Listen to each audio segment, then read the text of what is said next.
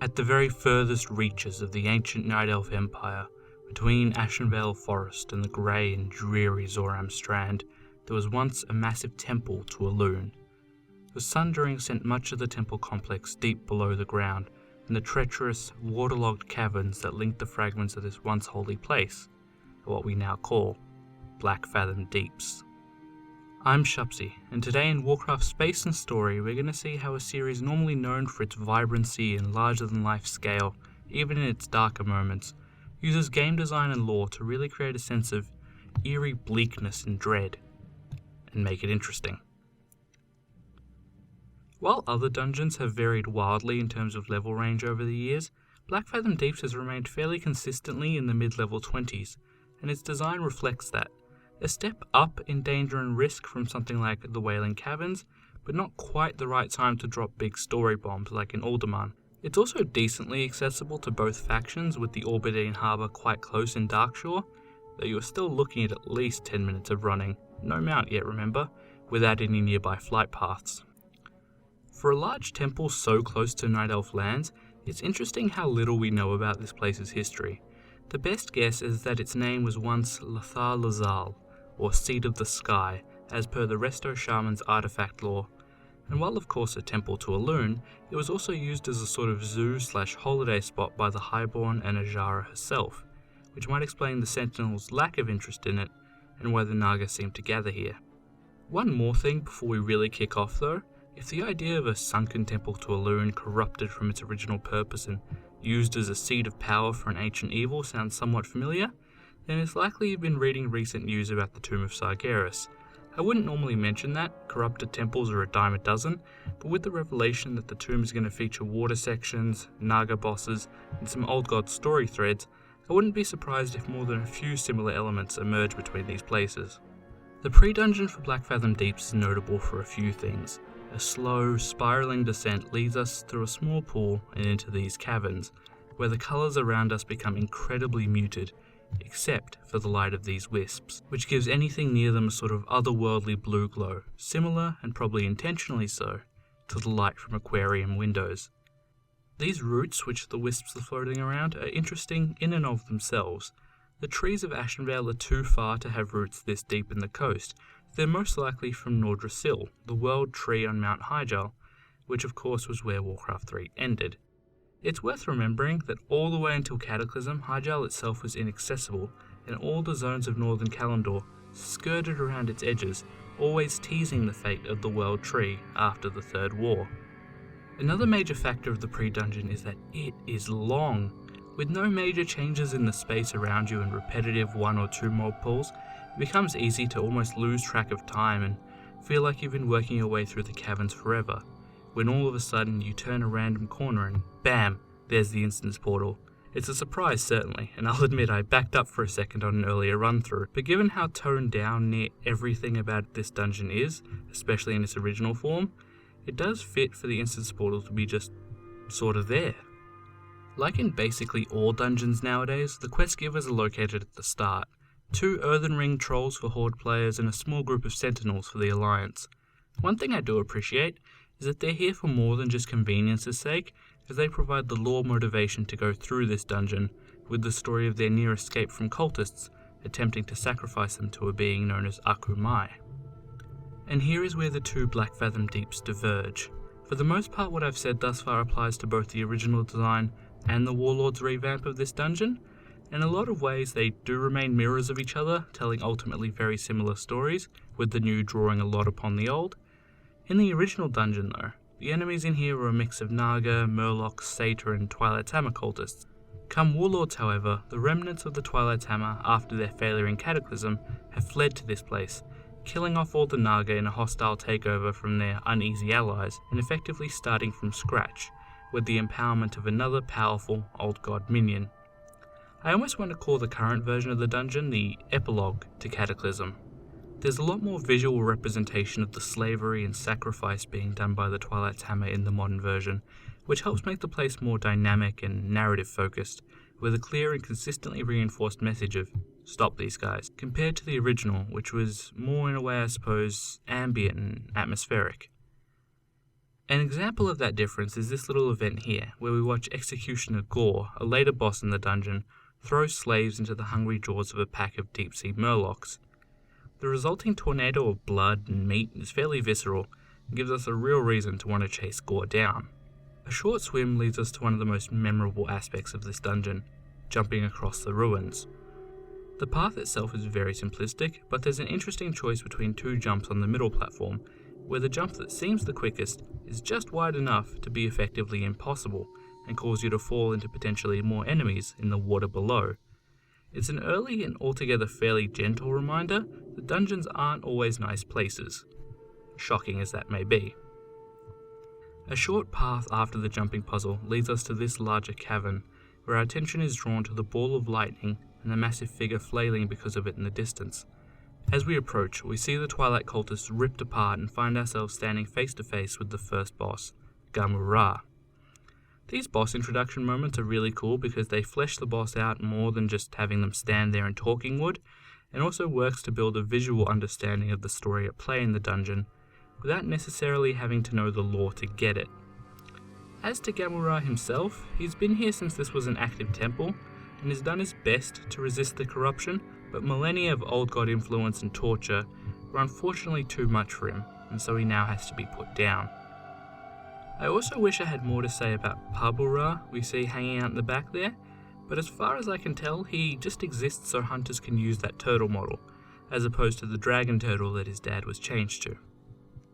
The water sections that break up the caverns are where this dungeon comes to life a bit, with some more colour and decoration, as well as an abundance of space to explore filled with quest objectives, treasure chests, giant clams, and of course, hidden pathways. One such of which leads us to this little cove and on to the next boss, Demeanor. The introduction to Demeanor is really well done, as these walls block the majority of your vision, but what you do see are cultists clapping and cheering at something, which is never a good sign. As you get closer, you see the ritual sacrifice taking place, and are pretty much helpless to stop it. And of course, overseeing all this is the boss doing her creepy dance. Demeanor establishes something that we'll see a lot of going forward in this dungeon. The new bosses didn't just replace the old ones, they in most cases were the reason for the original boss's demise.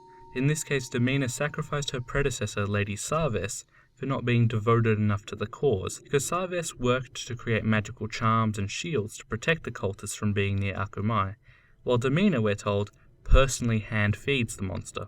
This dynamic between the bosses also reflects a running theme with the Naga, in that they aren't exactly the most faithful or willing old god servants, and their loyalty lies more to Azshara than anything else. As you move throughout the dungeon, new colours of wisps appear and mix in with the ones you've already seen. They don't really mark out anything in particular, but it is a nice little touch and create some really nice visuals. I know it's such a small thing, but unlike many of the other gloomy dungeons we've seen, this one doesn't have that promise of sunlight or sudden emergence into a beautiful vista, so it's up to the little details and alternating of caverns and pools to stop this space being overly repetitious and forgettable, while retaining that atmosphere it's built so well. It's in this long hall where we first directly encounter some part of Akumai, as this tentacle emerges from the wall in a sort of pseudo jump scare. This is again another difference between the incarnations of this space. While in the original, Akumai was this feared and mysterious threat awaiting us at the end of the caverns, the revamp wants Akumai to be a more present and real force acting against the intruders in its home. After a small hill, we encounter this pack of murlocs who have just killed and looted a cultist, which is usually our job. What's cool here is that the game invites us to follow them as they run off, and they sort of steal your focus until all of a sudden you notice the giant faceless one right ahead of you. And this is Subjugator Korul, one of the Naraki, or more commonly, Faceless Ones. For creatures of such imposing stature, the Faceless Ones usually prefer to corrupt or enslave their enemies than outright destroying them, as we can see Korul has done here with the Blackfathom Murlocs. It's likely the Subjugator is a servant of N'Zoth, who although isn't mentioned by name in this dungeon, is the only non-dormant old god as of Warlords of Draenor, and also has the most ties to underwater themes, like the ones we can see in Korul's armour and the deep murlocs around him. And just like with Demeanor and Sarves, we see the boss he replaced, Gelihast, on the altar behind him. It's not often you can say this about a murloc, but Gelihast is, or was, a badass. He and his tribe of Murlocs effectively just showed up in Blackfathom Deeps one day and started carving through cultists until they reached a truce and were allowed to live and worship Akumai alongside the Twilight Tamer. However charismatic his leadership though, it didn't hold up against Faceless One mind-bending, and so his tribe betrayed him, and he too became a sacrifice. Regardless, we move on, again chasing Executioner Gore through more cultists and more frequent tentacles of Akumai. Also, rather subtly, the roof sits lower than it has at any other point in the dungeon, and our path is an ascent, creating the sense that we're narrowing in on our goal. That is, of course, until all of a sudden we hit a downward slope and a long path of not all that much, more in tune with how this place was. It also kind of plays on your expectation at this point in the dungeon for the tentacles of Akumai to pop up from anywhere, a nice little nod to the paranoia-inducing aspect of the old gods and their creatures. Finally, we see a Naga banner ahead of us, and as we get closer, the Moon Shrine ruins unfold before us. Before we really get to enjoy them though, we have to contend with the Ogre Lord Thruck, who we see continually trying but not quite being able to bring the Guardian of the Deeps up to the shore, sort of Sisyphus-like. This is a fairly cute comedic relief introduction to two bosses at once, which works perfectly because neither is especially complex. Thruck is an ogre that likes catching things and finding treasure, and the Guardian is a crab that does not want to be caught. As with anything, however, there's more background stuff that influences what we see. Originally, the Twilight Tamer was an orc/ogre clan led by Cho'Gall. Sometime after the Second War, the clan became a cult dedicated to the old gods and started recruiting anyone and everyone. So it's likely Thruck here was from the original era of the Twilight Tamer, and has just sort of stuck around since then. As to the whole Ogre Lord thing, we're still waiting on Chronicles Volume 2 to clear up the evolution and relationship of Magnaron, Gron, Ogron, Ogres and Orcs, but the easiest way to think of it is that an Ogre Lord is a sort of evolutionary throwback to earlier points in the species' development. I mentioned earlier how breath really used to be an issue here in these underwater sections, and nowhere was that more evident than under the Moon Shrine ruins. There were multiple events and points of interest down here, including a water elemental mini-boss that acted as a sort of hint to the relationship of the old gods and elemental lords, and all of these things were spaced out in a way to put stress on the ticking clock that was your breath bar. But nowadays, the only real reason to come down here is for the one that got away, from Thruck at least, the Guardian of the Deep. The Guardian continues the trend of usurper bosses in Blackfathom Deeps by having been the one to drive out the previous boss, Old Sarakas, a Thresher, from this cave in order to use it as a spawning ground for their young. It's kinda interesting to see this natural ecosystem and dominance of species thing in such a heavily corrupted place. But as Sarakas' old dungeon journal entry alludes, food is very scarce in the deeps, and between the cultists and other terrors, it's literally kill or be killed. Having finished with all these diversions, it comes time to return to the main line of the dungeon, and for a brief while the space changes quite noticeably as we make our way through these stone passages, presumably through what was once the centre of Lothar Lazal. And it's not long before we finally catch up to Executioner Gore, who gets no fancy introduction because he's already had multiple throughout the dungeon. And also rather interestingly, he's one of the few bosses in here that doesn't have a counterpart boss from vanilla. In a lot of ways, Gore is actually the primary antagonist of the story of Blackfathom Deeps, in the sense that he's the one that's driven the protagonists, our actions. Of course, that's not to say he's the big bad or ultimate villain of the story by any stretch. In fact, with his last breath he tells us that he's been purposely delaying us to give Akumai time to be summoned. As we approach the main temple, this dungeon begins to feel a bit more tense, with these waterfalls giving the sense that this place is sinking quickly, and we have to stop the Twilight Tamer fast before this whole area is inaccessible. This all helps to develop the sense that we're working towards the climax of this story. So we pass through the temple doors ready for anything, only to come face to face with a blank wall, which the dungeon uses to obscure the last stand of the Twilight Tamer a little bit further into the room. Eventually, we fight our way through the cultists and are left to deal with the penultimate boss, Twilight Lord Bathiel.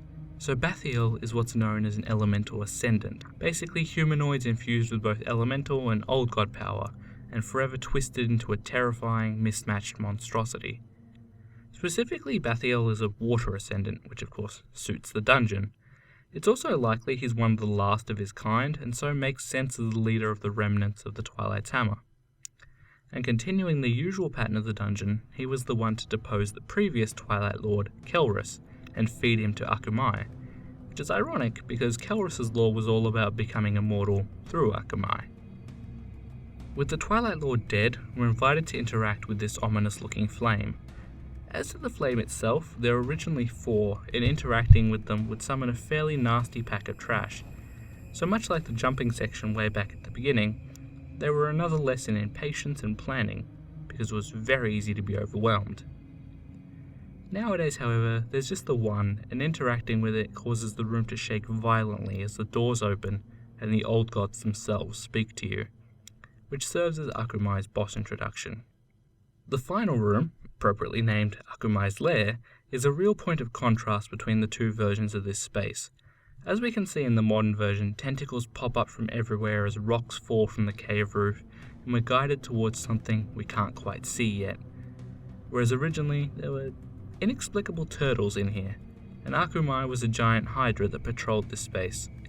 To this day, I think the original ending of the dungeon feels anticlimactic to the point of being almost disappointing, but in a way it also alludes to the folly of the Twilight's Hammer, dedicating so much to worship and empower something that's ultimately just an animal, an incredibly powerful one, but a beast nonetheless. But if the cultists under Twilight Lord Kelrus got it wrong, I'm willing to say Bathios were right on the money, as the Akumai that appears before us is no simple hydra. Drastic model changes on this scale are uncommon, but they do happen from time to time. However, the Dungeon Journal interestingly used to refer to Akumai as a her, and now seems to consistently use him, so it's likely Akumai and Akumai the Devourer here are 2 separate creatures with the name being some sort of title. Either way, the terror of the deeps is eventually destroyed. We can look up, see the closest thing to a ray of light shining down on us this dungeon has to offer.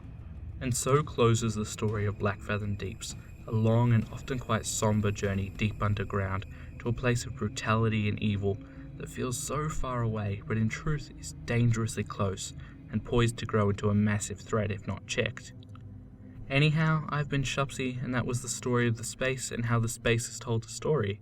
I hope you had fun with this video and learnt something, whether it be about the lore or dungeon layout. This was a fun one for me because, like Moradon, it's a dungeon I rather like that others seem to either forget exists or dislike quite heavily, so I felt like there was a case to be put forward here, while at the same time I got to evaluate my own memories of this place and see if they hold up to what was actually here. Liking, sharing and subscribing if you guys want to do any of those are super appreciated, and hearing from you guys with suggestions, questions or constructive criticism is always awesome. So thank you for your time.